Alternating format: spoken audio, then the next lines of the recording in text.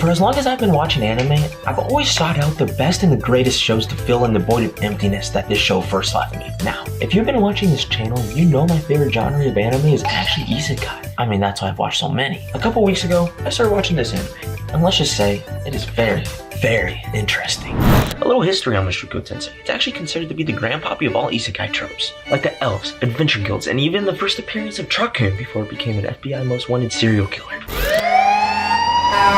It's the first time in 2-3 years that a show has given me the level of fulfillment that I haven't felt since I started watching anime. I finished this show in one sitting, you know. Now let's take a closer look at this anime. To begin, the journey. The feeling of journey that this show makes you feel as we get to explore this new world from our main character's birth. It is magnificent. The world itself feels like there's so much to explore. From the multiple languages to the different locations, worldly cultures, many different monsters, and even different fighting styles. This exploration of an anime is so otherworldly. But our main character, Rudius, feels like a real person. Having the limitations from his past life affect his current one, but not having the limitations alter his chance at a second chance at life. That's why he feels like a real person.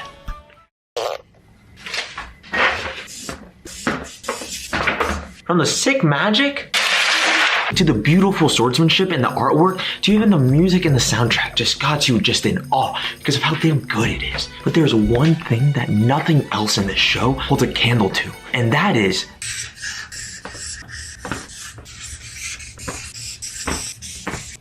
the world building, bro. But it's not just the world building, it's how the world building makes the anime feel real using magic. Nothing gets me more invested into a show than a show with good world building. The immersion that I feel through the world building is arguably my favorite and the most crucial part whenever it comes to an isekai and actually anime in general. Because let's be honest, a good world and a good immersion in a world is probably the most important thing whenever it comes to anime and definitely isekai. Because like, if you're going to be transported to a world, why'd you want to be transported to a bad world? The writers and animators knew this in this show, so they went all out. But there's one other thing that makes this world so real, and that has to be the characters.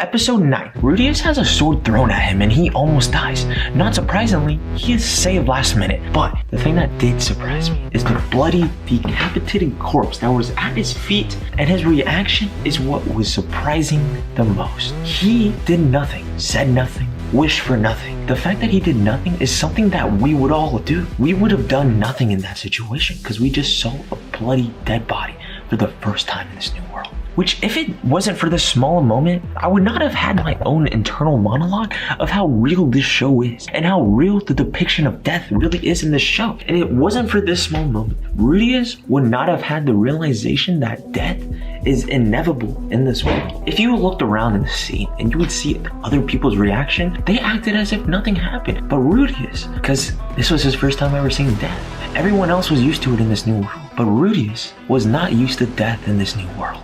It was from this little moment right here that made me realize that this world was real. This world was nothing more than a fantasy. Even though it wasn't a fantasy world, it was a real world.